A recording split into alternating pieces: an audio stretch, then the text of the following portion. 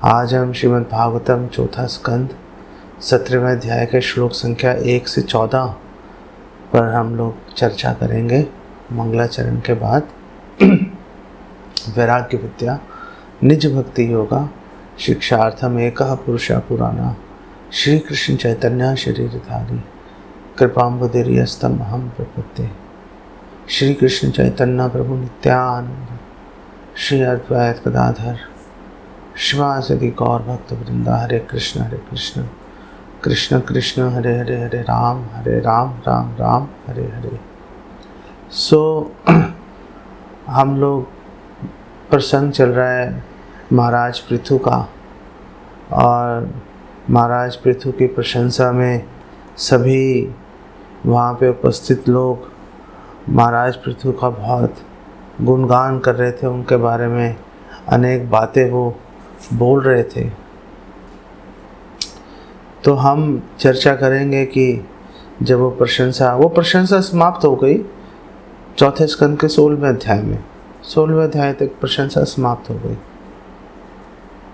तो फिर हम बात करेंगे 17वें अध्याय की बीज, वो बीज कहाँ से पड़ा जहाँ से कि 17वां अध्याय शुरू हो गया। और हम एक बहुत ही महत्वपूर्ण, इसके 8वें श्लोक में एक बहुत महत्वपूर्ण शब्द आया है। अगर आप वैसे पढ़ोगे तो आप नोटिस भी नहीं करोगे, लेकिन मैं आपको सामने से हाईलाइट करूँगा उसको, और आपको एक बहुत ही महत्वपूर्ण, बहुत ही सिंपल लेकिन बहुत ही गहरे और महत्वपूर्ण सिद्धांत की ओर आपका ध्यान आकर्षित करूँगा। और फिर हम इसके अलावा एक और बड़े महत्वपूर्ण सिद्धांत पर बात करेंगे जो कि मैत्रेय मुनि ने एक श्लोक बोला था, उससे निकल के आया। तो चौथे स्कंद के 16वें अध्याय के 22वें श्लोक में जब महाराज पृथु की महिमा का वर्णन हो रहा था, तो उस समय उन लोगों ने बोला था कि जो महाराज पृथु हैं वो पृथ्वी देवी का दोहन करेंगे एक गाय की तरह, और फिर वो पूरे पृथ्वी को समतल भी बना देंगे। वैसे तो समतल बनाने का जो जिम्मा है वो राजा इंद्र ने अपने हाथ में रखा हुआ है, और राजा इंद्र का वरदान भी है पृथ्वी देवी को कि आपके जो पृथ्वी में जो गड्ढे हैं अपने आप भर जाएंगे, क्योंकि पृथ्वी देवी ने 1/4 पाप स्वीकार किया था राजा इंद्र का। राजा इंद्र की रक्षा की थी पृथ्वी देवी ने। तो गड्ढे तो कोई अपने आप भरे रहे हैं, लेकिन फिर भी पृथ्वी पर कई स्थान ऊंचे हैं, कई स्थान नीचे हैं। तो जो इंद्रदेव में अपना वज्र मार के समतल भी बनाते रहते ताकि लोग आराम से वहाँ पे रह सकें। तो महाराज पृथु ने ये जो इंद्र की सेवा है वो सेवा भी उन्होंने अपने सिर पे ली, और उन्होंने पृथ्वी के जो ऊंचे नीचे स्थान थे उनको जो है समतल बनाया उन्होंने। तो अब जब उन्होंने समतल बना दिया, ये बात बोल दी, सारे सिद्धचारण जब उनकी बात समाप्त हो गई तो महाराज पृथु ने सबको धन धान्य सम्मान इत्यादि सबको यथा योग्य सबको वितरण किया। और उस समय जो ब्राह्मण हैं वो ब्राह्मणों ने प्रजा को जो है ब्राह्मण सामने लेके आए। बहुत ही महत्वपूर्ण ये बात थी कि महाराज पृथु के सामने ब्राह्मण बिल्कुल उपयुक्त समय पर प्रजा के ऐसे लोगों को सामने लाए जिनके सामने आते ही महाराज पृथु चिंता में पड़ गए थे। तो जब उन्होंने सब बांट दिया, सारी बात खत्म हो गई, पुरस्कार इत्यादि दिया, तो मैत्रेय मुनि ने बोला चलो भाई मेरी बात तो खत्म हो गई। तो विदुर जी ने बोला अरे मेरे तो बहुत सारे क्वेश्चन आ गए इसमें से। तो मैत्रेय जी ने बोला भाई अब कौन से क्वेश्चन आ गए तुम्हारे? तो विदुर जी ने बोला आप मुझे ये बताओ कि जो पृथ्वी है वो पृथ्वी को गाय का रूप क्यों धारण करना पड़ा? आप मुझे इसका वर्णन कीजिए। और अगर पृथ्वी ने गाय का रूप धारण कर लिया और महाराज पृथु ने पृथ्वी देवी का दोहन किया तो फिर बछड़ा कौन बना? क्योंकि बिना बछड़े के तो गाय दूध नहीं देती। और फिर पृथ्वी का उन्होंने समतल कैसे बनाया? महाराज पृथु ने। और आगे सिद्धचारणों ने ये भी बात बोली थी कि जो इंद्र हैं वो इंद्र महाराज पृथु के यज्ञ का घोड़ा चुरा लेंगे। तो विदुर जी ने बोला अरे वो घोड़ा क्यों चुराया? इंद्र को क्या जरूरत है? इंद्र स्वर्ग में, महाराज पृथु पृथ्वी लोक में, आई मीन क्या जरूरत है? अपनी अपनी जगह पे बैठे रहो, क्या परेशानी है? और फिर 16वें अध्याय में ये भी बात बोली थी सिद्धचारणों ने कि महाराज पृथु मिलेंगे 4 कुमारों में से जो सबसे बड़े हैं सनत कुमार से, और उनसे आध्यात्मिक ज्ञान प्राप्त करेंगे। तो विदुर जी ने बोला अच्छा उन्होंने चलो आध्यात्मिक ज्ञान प्राप्त किया, आप मुझे ये बताओ कि उन्होंने आध्यात्मिक ज्ञान अपने जीवन में कैसे उतारा? कितनी महत्वपूर्ण बात है।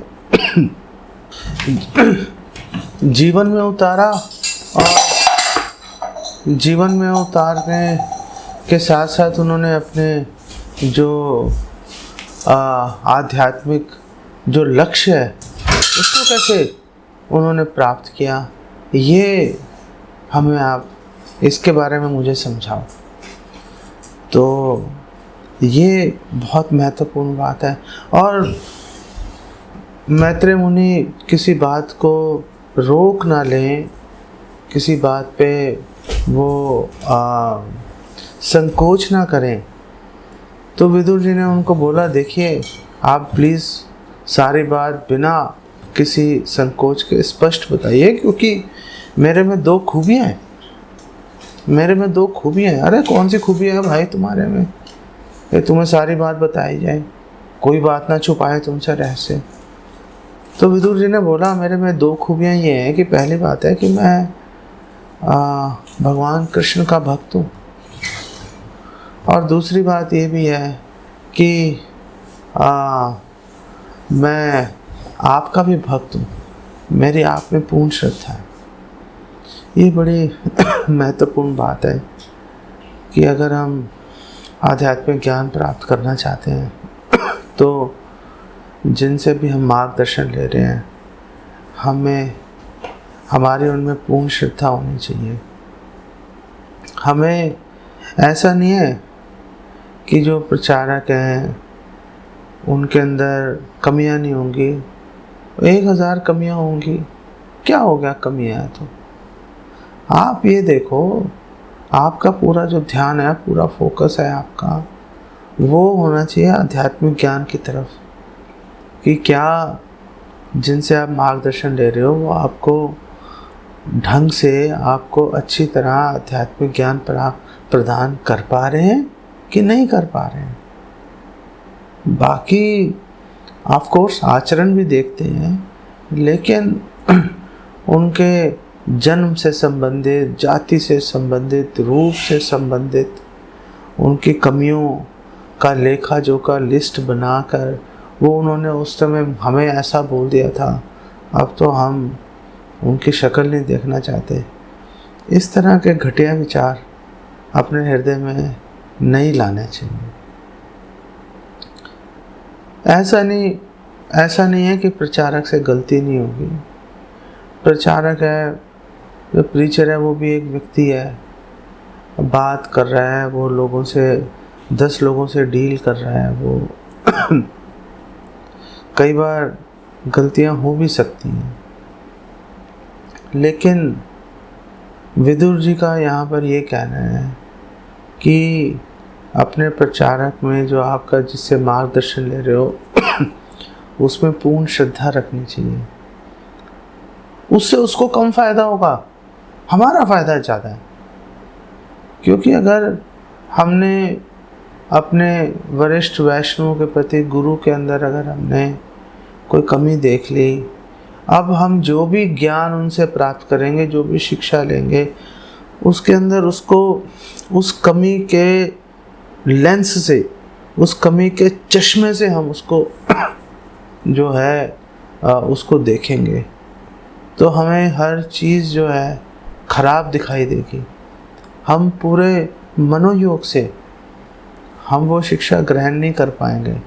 और क्योंकि हमने पूर्ण श्रद्धा से वो शिक्षा ग्रहण नहीं की, हमें उसका कोई लाभ ही नहीं होगा, वो शिक्षा फलीभूत ही नहीं होगी।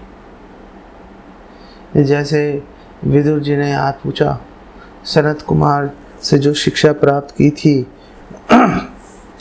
पृथु, महाराज पृथु ने, उन्होंने अपने जीवन में कैसे उतारा? अरे जीवन में तो तब उतारेंगे जब पूरी श्रद्धा से वो जो जानकारी है, वो जो शिक्षा है लेंगे। अगर बिना श्रद्धा के वो बात सुन ले, अरे हाँ ठीक है, कई हैं ऐसे बोलने वाले, ऐसा सोच के हम सुनेंगे, तो फिर जीवन में उतारने का प्रश्न ही नहीं उठता। कभी हम उसको जीवन में नहीं उतारने का प्रयास करेंगे। और अगर हम उसको जीवन में नहीं उतारेंगे, कभी हमें जो पता नहीं हमारी डिज़ायर भी, इच्छा है भी या नहीं, लेकिन मैं मान लेता हूँ चलो इच्छा है, मुमुक्षु भी हमारी मोक्ष की इच्छा है, हम भगवान के धाम जाना चाहते हैं, चलो मान लिया भाई आपकी इच्छा है। अब आपकी इच्छा वो फलीभूत नहीं होगी, वो इच्छा कभी पूरी नहीं होगी। क्यों? क्योंकि वो जो शिक्षा है, जो वरिष्ठ वैष्णव से हमें प्राप्त हुई थी, हमने समय भी लगाया, हर बात, हर चीज़ की हमने पूरा प्रयास किया, और लेकिन श्रद्धा की कमी की वजह से, क्योंकि हमें उनमें कमियां दिखाई दे रही थी, हम पूरी श्रद्धा से उसको स्वीकार नहीं कर पाए। और पूरी श्रद्धा से स्वीकार नहीं किया तो हमने उसको जीवन में नहीं लगाया। क्या जीवन में कैसे लगाया? वो तो खुद उनमें 50 कमियां हैं, अब बस वहाँ पे जाके बात फंस जाती है। एक्चुअली में क्या होता है कि जो भक्त हैं, चलो माला करना तो शुरू कर लेते हैं, लेकिन फिर भी जीवन में बदलाव लाना बहुत कठिन होता है। अब जीवन में बदलाव लाना पहले से कठिन है, ऊपर से प्रेरणा में कमी आ गई यार, पहले ही मन नहीं कर रहा करने का, और फिर उनमें कमियां भी हैं, तो बस फिर तो कोई सवाल ही नहीं उठता कि हम भक्ति में आगे बढ़ेंगे कैसे। ये सारी इतना बड़ा बोझा हम अपने सिर पे उठा के चलेंगे तो आगे बढ़ेंगे कैसे। और फिर दूसरी बात ये भी है, एक सिद्धांत और भी है, वो सिद्धांत भी आपको लगे हाथ बता ही देता हूँ। 7वें श्लोक में जब विदुर जी ने बोला कि आप प्लीज़ मुझे बताइए, मैं सुनने के लिए बड़ा लालायित हूँ। अरे लालायित कैसे बनोगे जब श्रद्धा नहीं होगी? तो बिना श्रद्धा के लालसा नहीं आती, बिना श्रद्धा के कोई सवाल ही नहीं है कि बिना श्रद्धा के लालसा आ जाए। तो अब 8वें श्लोक में मैत्रेय जी ने एक बड़ा महत्वपूर्ण बात बोला, और मैत्रेय जी ने कहा कि आपके इस उत्साह, आपकी ये उत्कंठा, आपकी ये जिज्ञासा, आपके उत्साह को देख के मैं भी उत्साह से भर गया, मेरे हृदय में भी बहुत उत्साह आ गया। मेरे हृदय में भी और अधिक कृष्ण कथा करने की जो जिज्ञासा, जो प्रेरणा है, मेरे हृदय में भी जागृत हो गई है। ये बड़ी महत्वपूर्ण बात है। भगवान कृष्ण में भगवद गीता 10:9 में कह रहे हैं, मत चित्ता मत गत प्राणा बोधयंता परस्परम कथ्यम तश्च माम नित्यम तुष्यंति च रमन्ति च। कि जो भक्त है वो आपस में कृष्ण कथा करते हैं, एक दूसरे को बताते, मेरे बारे में बात करते हैं, मेरी लीलाओं के बारे में, मेरी शिक्षाओं के बारे में।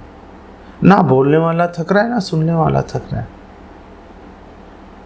अब 4 सिचुएशन है, 4 तरह की सिचुएशन किसी भी कथा में खड़ी हो जाती है। एक सिचुएशन ये है कि जो वक्ता है वो रसिक है, और जो श्रोता है वो भी रसिक है। हमेशा कोई रसाभास नहीं आएगा, गाड़ी आगे बढ़ेगी तेज़ी के साथ, सबको पूरा मज़ा आएगा। एक सिचुएशन है कि ना वक्ता रसिक है ना श्रोता रसिक है, तो भी कोई प्रॉब्लम नहीं आएगी, ना वो बोलना चाहता है ना वो सुनना चाहता है, कोई समस्या ही नहीं है, गाड़ी ठीक चलती रहेगी।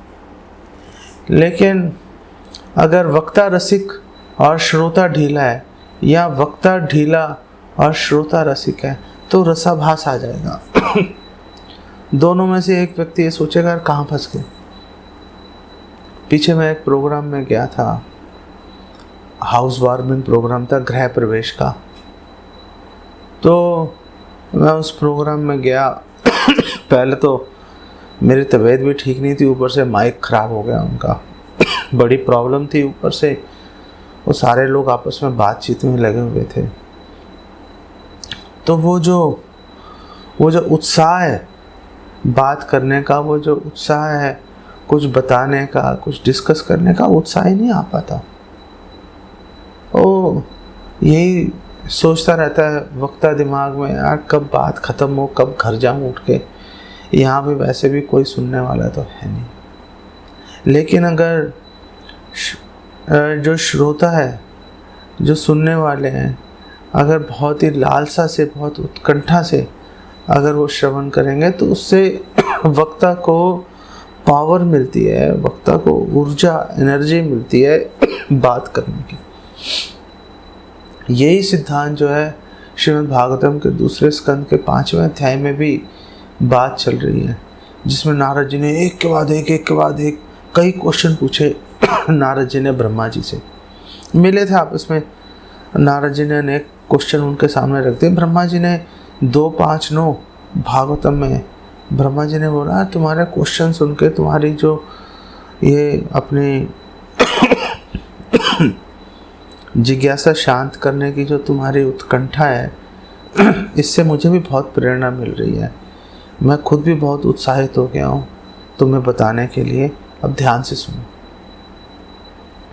भागवतम, अगर हम भागवतम की बात कर रहे हैं तो पूरी भागवतम ही परीक्षित महाराज के उत्साह, उत्कंठा, लालसा का परिणाम है। अगर परीक्षित महाराज इतने क्वेश्चंस, इतने प्रश्न अगर उनके सामने नहीं रखते सुखदेव गोस्वामी के, तो कैसे हमारे सामने पूरी भागवतम जो है वो प्रकट हो जाती। कोई सवाल ही नहीं है। एक महत्वपूर्ण सिद्धांत यहाँ पर, जिसकी मैंने शुरू में बात की थी कि मैं बताऊंगा आपको, कि यहाँ पर बात जो है वो महाराज पृथु की चल रही है।